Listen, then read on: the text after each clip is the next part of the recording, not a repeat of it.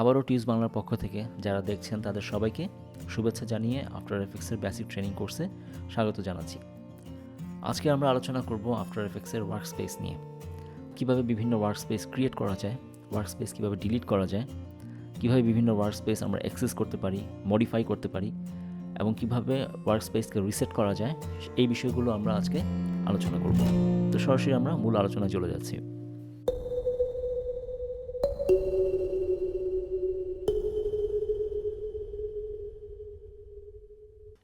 After effects ওপেনের পর স্ক্রিনে যা দেখা যায় সেটি আসলে একটি ওয়ার্কস্পেস, যেখানে ওয়ার্কস্পেসকে আসলে বিভিন্ন ফ্রেম এবং প্যানেলের সমষ্টি বলা যায়। যেমন আমরা যদি আফটার এফেক্টসের ডান দিকে উপরে এই আপার রাইট হ্যান্ড কর্নারে খেয়াল করি, তবে দেখতে পারবো যে এখানে একটি ব্লু বাউন্ডিং বক্সের ভেতরে ইনফো এবং অডিও এই দুটি প্যানেল অবস্থান করে। এই ব্লু বাউন্ডিং বক্সটি আসলে একটি ফ্রেম ইন্ডিকেট করে, অর্থাৎ কোনো একটি ফ্রেমের মধ্যে এক বা একাধিক প্যানেল এইভাবে ট্যাবড বা ডকড অবস্থায় থাকতে পারে। আবার কোনো একটি ফ্রেমকে আমরা রিসাইজ করতে পারি। যেমন আমরা যদি এটিকে ডানে বামে বা উপর নিচে এভাবে ড্র্যাগ করি, তবে দেখা যাচ্ছে যে ফ্রেমগুলো রিসাইজ হচ্ছে, অর্থাৎ ফ্রেম রিসাইজেবল। এখন ধরুন আমি যদি চাই যে ইনফো এবং অডিও এই দুজনকে পাশাপাশি একই ফ্রেমে না রেখে এখান থেকে কোনো একটি প্যানেলকে অন্য কোনো একটি ফ্রেমে অন্য কোনো প্যানেলের পাশে ডকড অবস্থায় যুক্ত করতে, সেটাও কিন্তু সম্ভব।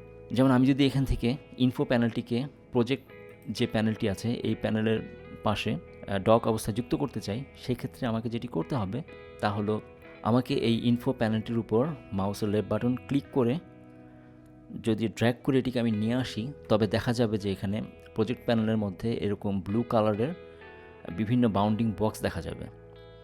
এখানে যদি আমি মাঝখানের যে বাউন্ডিং বক্সটি আছে এখানে ইনফো প্যানেলটিকে ধরে ছেড়ে দেই, তবে দেখা যাবে যে এখানে প্রজেক্ট প্যানেলের পাশে ইনফো প্যানেলটি একটা ফ্রেমের মধ্যে পাশাপাশি ট্যাব আকারে বা ডকড অবস্থায় যুক্ত হয়ে যাবে।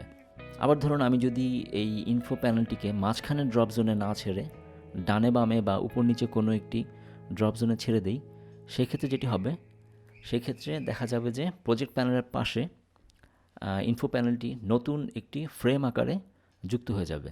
অর্থাৎ এখানে প্রজেক্ট প্যানেলের পাশে ইনফো প্যানেলটি নতুন একটি ফ্রেমে, সিঙ্গেল প্যানেল বিশিষ্ট একটি ফ্রেমে যুক্ত হয়ে গেছে।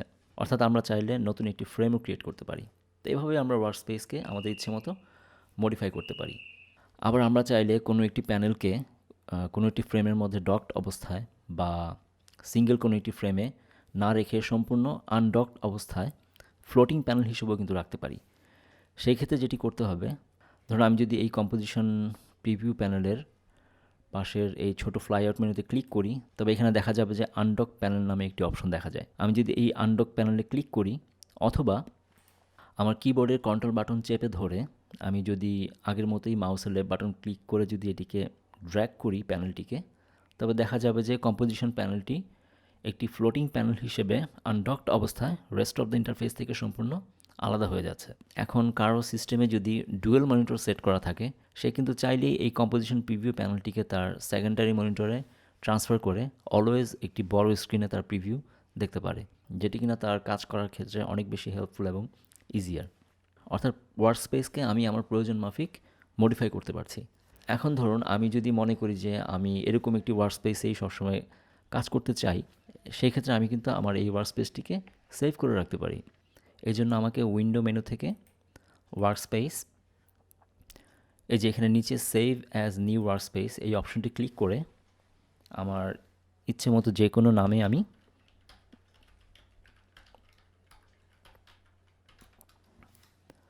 ওয়ার্কস্পেসটিকে সেভ করে রাখতে পারি। যেমন আমি এখানে এই ওয়ার্কস্পেসটিকে টিউজ বাংলা নামে সেভ করলাম।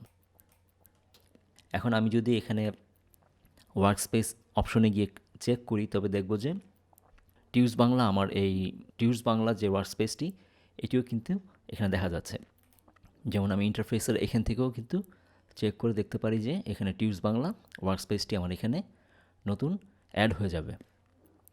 যদি আপনার সিস্টেমে একাধিক আফটার এফেক্টস ইউজার থাকে, সেক্ষেত্রে আসলে এটি খুবই হেল্পফুল একটি অপশন।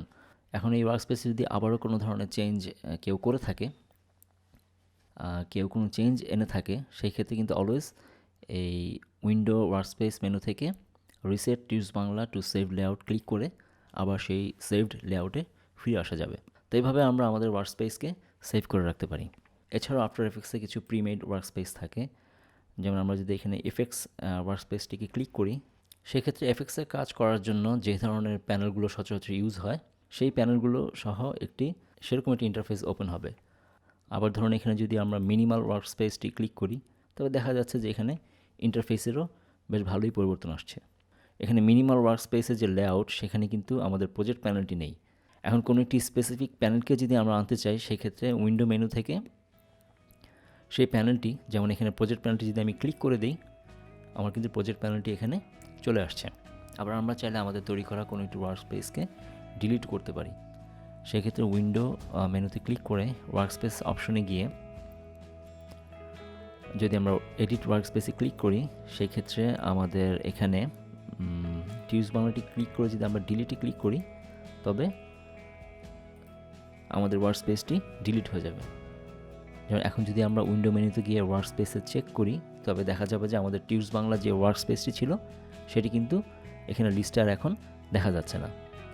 এখানেও যদি আমরা ওয়ার্কস্পেসের অ্যারো বাটনটি ক্লিক করি, আগে কিন্তু টিউজ বাংলা অপশনটি আমাদের সবার উপরে ছিল, কিন্তু এখন আর এখানেও টিউজ বাংলা অপশনটি দেখা যাচ্ছে না। তো এইভাবে আমরা কোনো একটি ওয়ার্কস্পেসকে চাইলে ডিলিটও করতে পারি।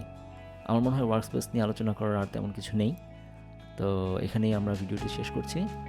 আশা করছি ওয়ার্কস্পেস সম্বন্ধে আপনাদের ধারণা মোটামুটি ক্লিয়ার এখন। পরবর্তী ভিডিও দেখার আমন্ত্রণ রইল। সবাই ভালো থাকবেন।